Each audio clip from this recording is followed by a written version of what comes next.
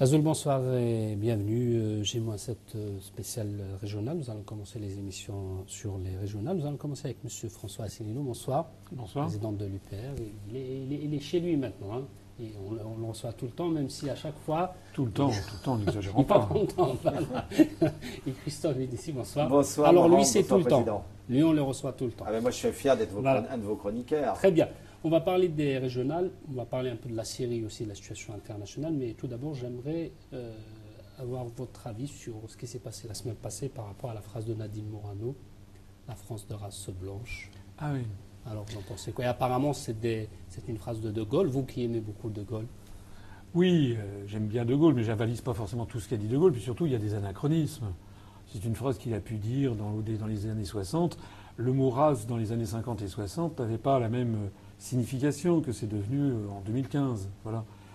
Si vous prenez aussi les textes des années 30 en France, de tous les auteurs, il était très souvent question de race. Voilà. Donc déjà, c'est un anachronisme. Ça, c'est le premier point. Deuxièmement, ça fait partie de ce genre de débats qu'on jette en pâture à l'opinion publique, parce que pendant qu'on fait que les Français se disputent là-dessus, on ne parle pas des vrais problèmes. Voilà. Hein, donc là, on a eu ce genre de crise politique comme il y a en France. Ça dure 48 heures, 72 heures, les gens se déchirent. Mais pendant ce temps-là, qu'est-ce qui est important? Ce qui est important, c'est que la France piétine le droit international, est en train de s'effondrer économiquement, socialement. Madame Morano, elle apporte quoi comme solution? Elle n'apporte rien, mais ceux qui la critiquent non plus. Hein. Donc ils occupent le terrain médiatique, ils font se cristalliser les oppositions, au moment même où la France aurait besoin de s'unir pour, ça, en tout cas c'est notre point de vue, rendre à la France sa liberté et son rayonnement international. Alors, Président, on va vous poser des questions sur l'UPR. Depuis qu'on vous ait reçu, il s'est écoulé quelques mois. Où vous en êtes? Est-ce que vous avez un vent qui vous porte? Est-ce que vous avez plus de militants? Enfin, faites-nous un petit point là. Où ça en est? Oui, je voudrais quand même poursuivre un instant sur ce qu'elle dit. J'ai vu qu'il y a des gens qui se sont offusqués de ce qu'avait dit Mme Morano, mais ceux qui se sont offusqués de ce qu'avait dit Mme Morano, ils sont pour la construction européenne. Or, qu'est-ce que c'est que la construction européenne si ce n'est que justement une construction qui est fondée sur, en gros, l'appartenance au continent blanc? Hein. Donc nous avons dit et nous répétons que la construction européenne n'est pas une idée sympathique. C'est une idée qui nous coupe, par exemple, des pays de la francophonie, notamment des pays du Maghreb. Hein. Donc c'est assez singulier de taper sur Mme Morano, alors qu'eux-mêmes, en fait, défendent le même genre d'idée. Parce que la construction européenne, même s'ils ne le disent pas, c'est quand même fondé là-dessus. D'ailleurs, Mme Morano, elle est candidate, normalement, si elle est maintenue au régional, comme vous d'ailleurs. Et alors, Marine Le Pen a dit d'elle, quand elle a dit ce mot-là, elle a dit oui, mais Morano a fait du gros rouge qui tache. C'est Sarkozy qui lui demande ça depuis des années. Oui, parce que quelque part, Sarkozy lui a toujours demandé de faire du gros rouge qui tache. Et maintenant, on lui reproche de faire du gros rouge qui tache. Voilà, parce que ça fait partie de tous ces partis politiques. Ils ont prévu qu'il y ait dans chaque parti des rôles attribués. Des rôles attribués. Voilà. Donc là, c'est pour drainer les racistes. Et puis il y en a d'autres qui vont drainer les Européens. Et puis il y a d'autres qui vont drainer les gaullistes. Et puis d'autres qui vont drainer les gens qui tiennent un peu vers la gauche, etc. Ça fait partie de la politique aérie. Et c'est justement ce que nous refusons. Alors, vous m'avez posé la question sur l'UPR. L'UPR, justement, j'ai fondé ce parti il y a maintenant plus de 8 ans. C'est fondé sur, comment dirais-je, on prend les Français pour des gens intelligents. On leur fait pas des slogans. Je vais pas commencer à lancer des petites phrases ou à faire du jogging. Moi, je parle aux Français, je leur dis voilà ce qui se passe. Et les choses qui se passent en ce moment sont extrêmement graves. Alors effectivement, on entre dans les détails. J'ai fait des très nombreuses conférences qui est sur notre site upr.fr. J'en profite pour signaler que notre site politique est désormais de temps en temps, enfin ça dépend des jours, mais le site internet d'un parti politique le plus consulté de France, ce qui est quand même beaucoup. Et pourquoi ça? Parce qu'on explique aux Français ce qui se passe. Ce qui se passe, c'est que les Français ne dirigent plus leur propre pays. Toutes les grandes décisions sont prises soit par la Commission européenne à Bruxelles, soit par la Banque centrale européenne à Francfort, soit par l'OTAN dirigée depuis Washington. Ça ne sert plus à rien de voter pour des élections nationales alors ça, c'est justement la raison il y a quelque chose que je voudrais vous dire. Ouais. Et je m'adresse ici aux gens, notamment aux Français kabyles, d'origine kabyle, qui vous écoutent peut-être, ou berbères, qui vous écoutent peut-être plus particulièrement, mais à tous les Français, parce que nous sommes tous Français, comme le disait le duc de Berry en 1815. Je voudrais leur dire quelque chose. Il y avait comment appelle-t-on ça, une activiste américaine, elle est d'ailleurs pas morte, qui s'appelle Rita Mae Brown, qui a eu cette phrase, qui est assez intéressante. Elle dit « La folie consiste à faire encore et encore la même chose et à en attendre des résultats différents. Si les Français font encore et encore la même chose, ils auront toujours les mêmes résultats. Qu'est-ce que ça veut dire? Je la connaissais d'Einstein, moi. Oui, mais c'est une fausse attribution à Einstein. Qu'est-ce que ça veut dire? Ça veut dire que si les Français, pour les élections qui viennent, s'ils votent encore UMP, enfin les Républicains, ils auront la même chose que ce qu'ils ont eu à chaque fois quand ils votaient pour l'UMP.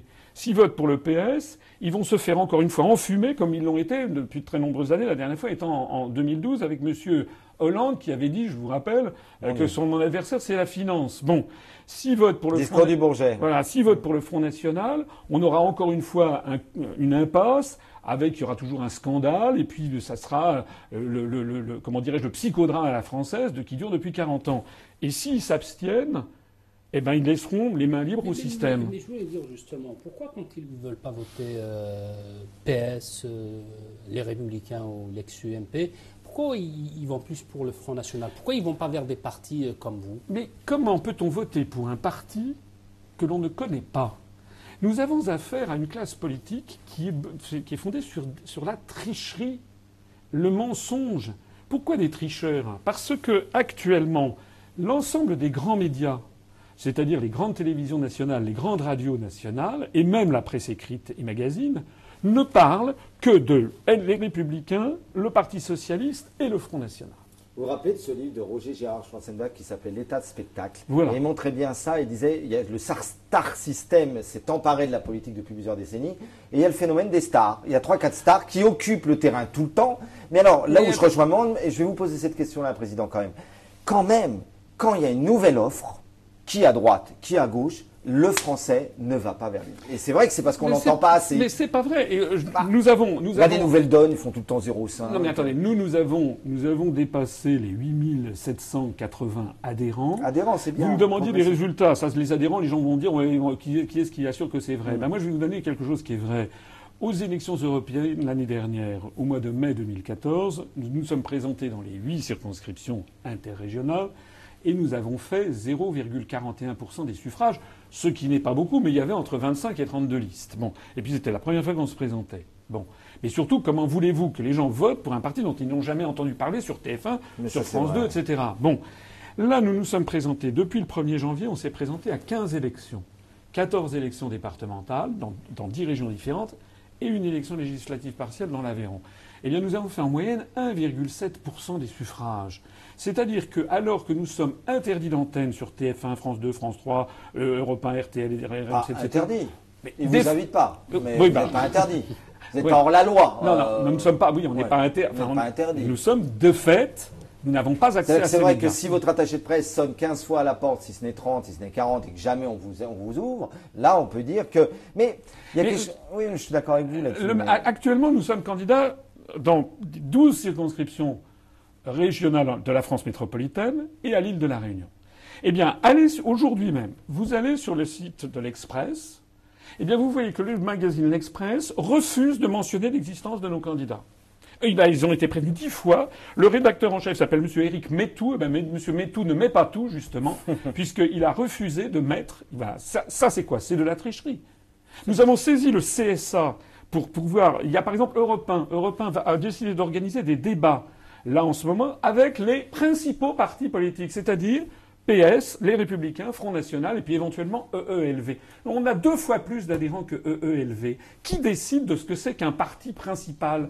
Donc si vous voulez, si les Français, le problème c'est qu'ils ne connaissent, ils ne savent plus à quel sein se vouer, c'est pour ça d'ailleurs qu'ils vont s'abstenir, tout simplement parce qu'ils ne connaissent pas une offre nouvelle. Et pourquoi nous, est-ce que nous sommes bloqués? Parce qu'il faut comprendre pourquoi on est bloqués.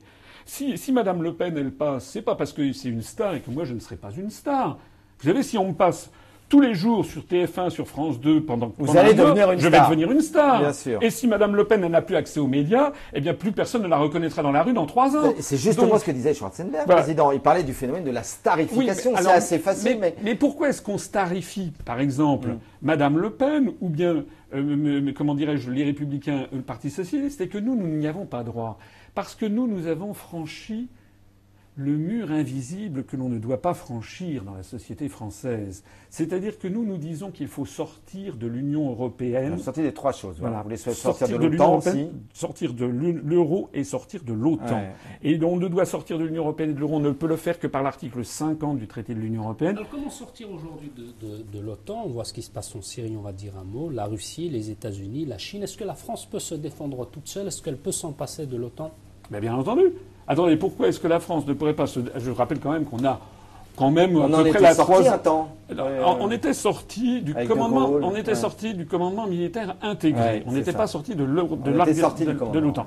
Voilà. Mais pourquoi? Parce qu'à l'époque, c'était en 66. De Gaulle voulait conserver sa liberté, sa souveraineté. Il voulait surtout pas être entraîné dans des jeux d'alliances automatiques. Mais il considérait, et force est de constater qu'il avait raison à l'époque, en 1965-66, c'était encore l'équilibre de la terreur. Et la France, elle était, qu'on le veuille ou non, du côté occidental. Donc il y avait objectivement la menace du pacte de Varsovie. Mais aujourd'hui, il n'y a plus de pacte de Varsovie. Aujourd'hui, où est la menace? La menace, qui viole le droit international constamment? Ce n'est pas la Russie.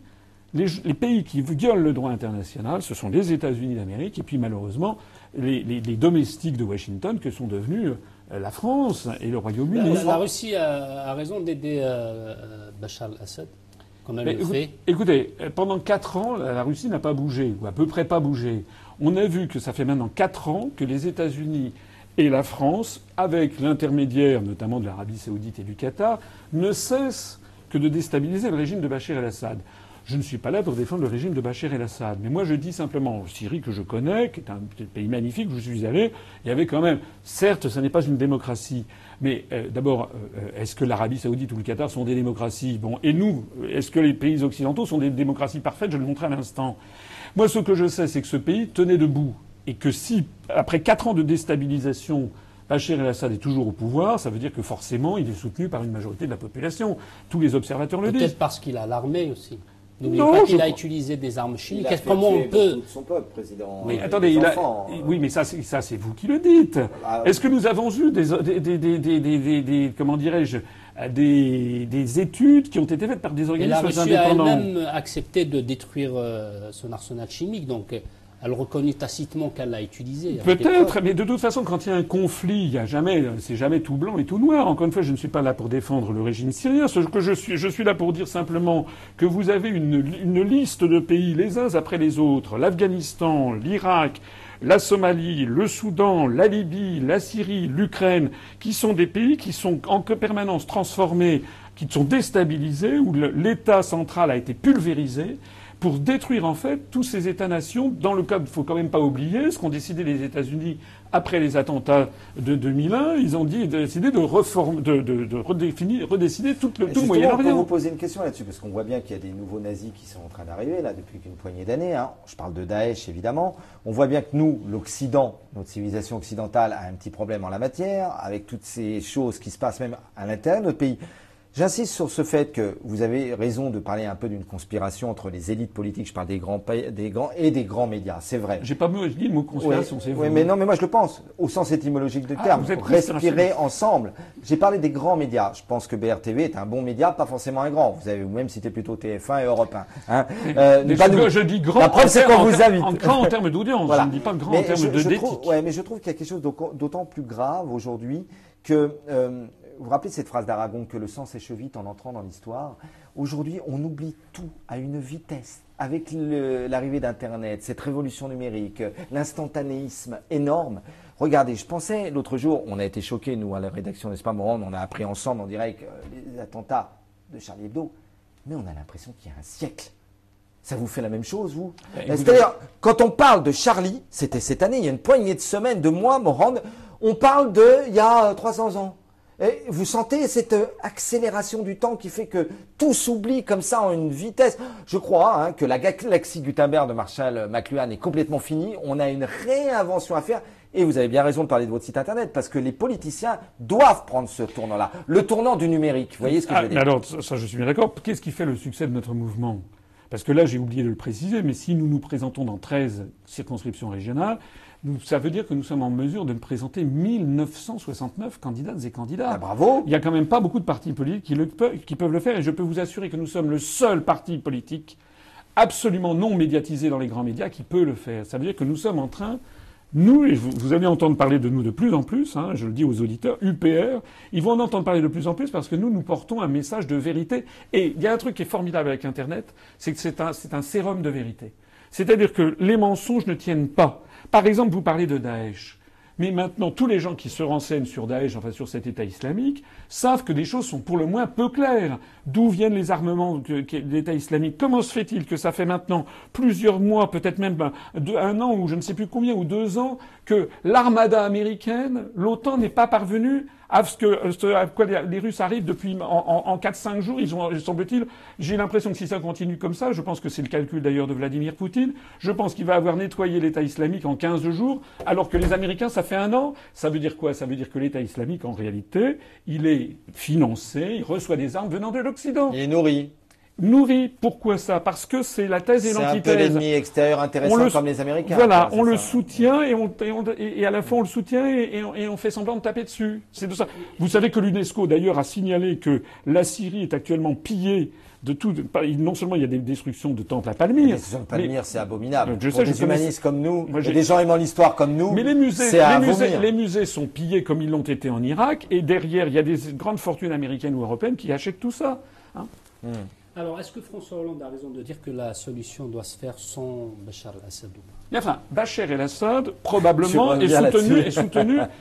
probablement que Bachar el-Assad est soutenu par une majorité de sa population. Je dis pas l'unanimité, mais je dis probablement. Ce que je sais en tout cas, c'est que vous parlez dans la rue de François Hollande, il y a 85% 77% au journal du dimanche. 80% des Français qui s'esclaffent et qui ne souhaitent qu'une chose, c'est qu'il dégage. Ils disent que c'est un mauvais président. C'est un très mauvais président, c'est un menteur d'abord. Il s'est fait élire sur un mensonge. C'est vrai que les gens de gauche ont encore plus de mal à l'avaler que les gens de droite. Attendez, mais c'est quelqu'un qui s'est fait élire sur un mensonge. Je pense à quelque chose. Vous vous rappelez de l'anaphore, moi, président de la République, oui, moi, président de la République. Mais c'est pas lui, ça, c'était ses conseillers en com. Parce qu'en plus, il est mauvais. C'est pas que c'est quelqu'un qui, à l'évidence, n'est pas très très bon. Bon. Monsieur Hollande. Il a fait la même école que vous. Hollande. Monsieur Hollande s'est fait élire sur des mensonges. Monsieur Hollande a avili l'image de la France au niveau international. Mais justement, tout le monde dit le contraire, dit qu'il est mauvais. François Hollande est mauvais en ce qui concerne la politique intérieure, mais jusque-là, il est très bon au niveau politique internationale. Personne ne dit ça. Ça, ce sont les médias qui disent ça parce qu'il s'est aligné sur les États-Unis et les grands médias. Parce que pour les grands médias, si on s'aligne sur les États-Unis, on est très bon. Non, il est très mauvais. Regardez la politique vis-à-vis de la Russie, vis-à-vis du monde arabe. Écoutez, dans notre mouvement politique à l'UPR, nous, on veut sortir de l'Union européenne, non pas pour refermer la France sur elle-même, mais pour la réouvrir sur le monde. Et nous avons 6,3% de nos adhérents qui sont des expatriés dans 79 États du monde, des jeunes expatriés. Et ils sont les premiers à voir que l'image de la France est en train de s'effondrer à toute allure. Monsieur Hollande salit l'image de la France. Monsieur Fabius, ministre des Affaires étrangères, en 2011, le 3 novembre 2011, avait dit « Al-Nosra fait du bon boulot en Syrie ». Et puis, il y a 3 jours, il est invité sur Europe 1, il dit « Il faut poursuivre Al-Nosra parce que ce sont des terroristes ». Qu'est-ce que c'est que cette histoire? Il ne connaît absolument pas ses dossiers, monsieur Fabius. Il est malade, paraît-il. Oui, il est peut-être malade, mais écoutez... Il souhaite arrêter, d'ailleurs. À ce moment-là, qu'il démissionne.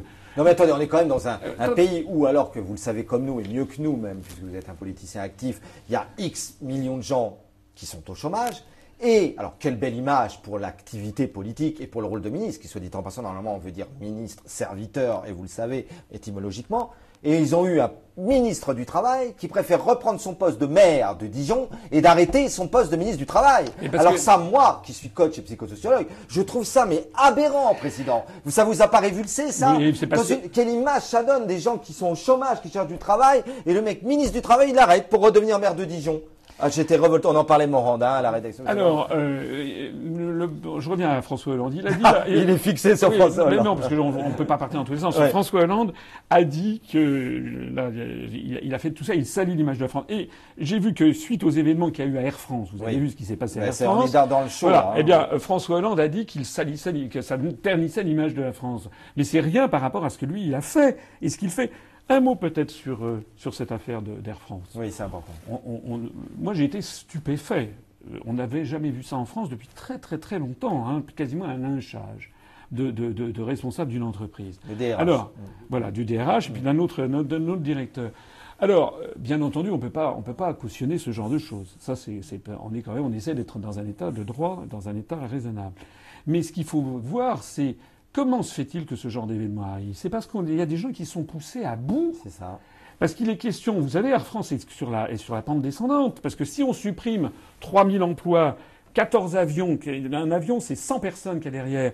Si on ferme des lignes, les frais fixes du siège d'Air France et puis de toute entreprise Air France vont reposer sur de moins en moins de vols, de moins en moins de lignes. Donc, le déficit risque de s'accroître encore.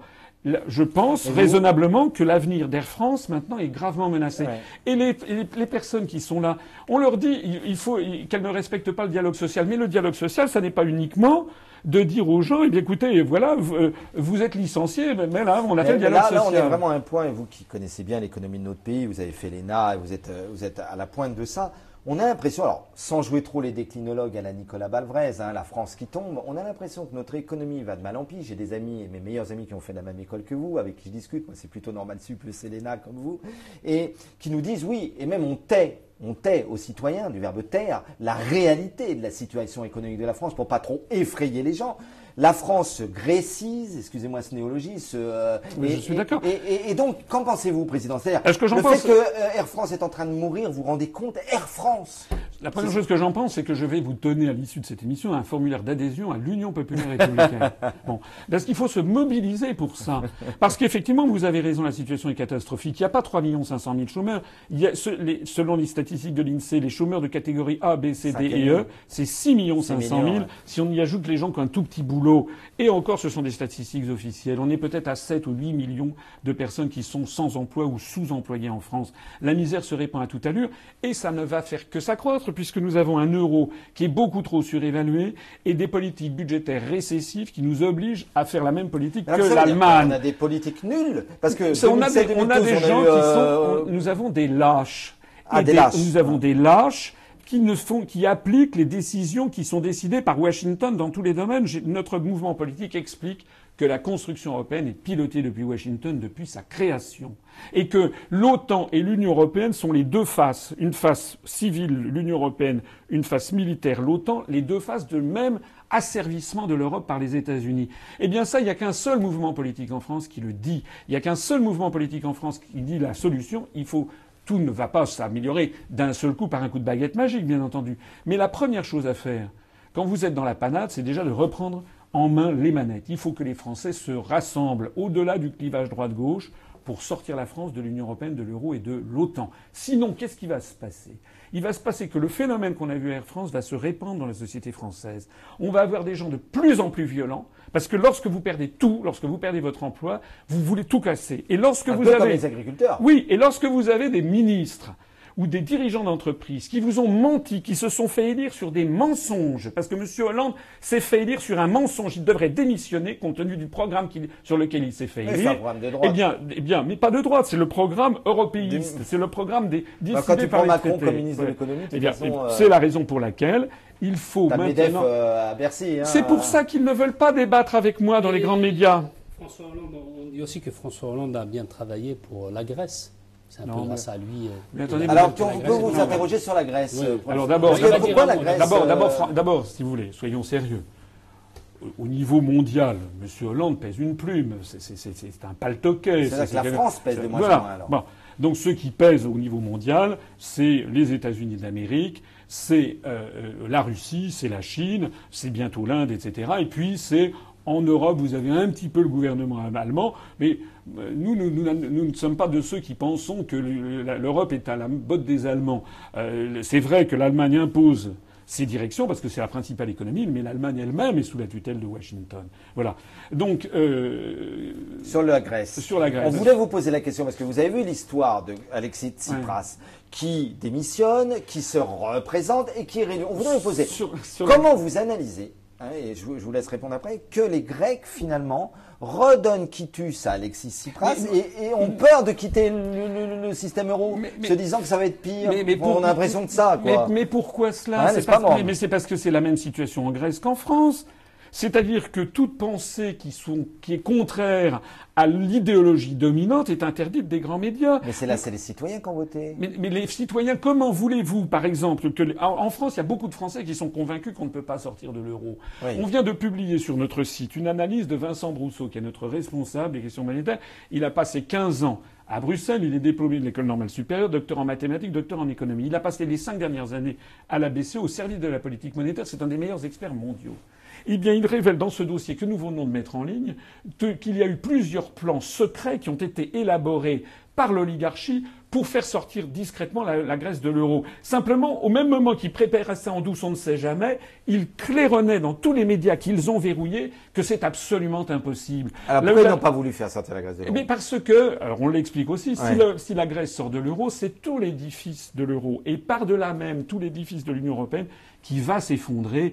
Or cet édifice, c'est un édifice d'asservissement de l'Europe, un édifice géopolitique.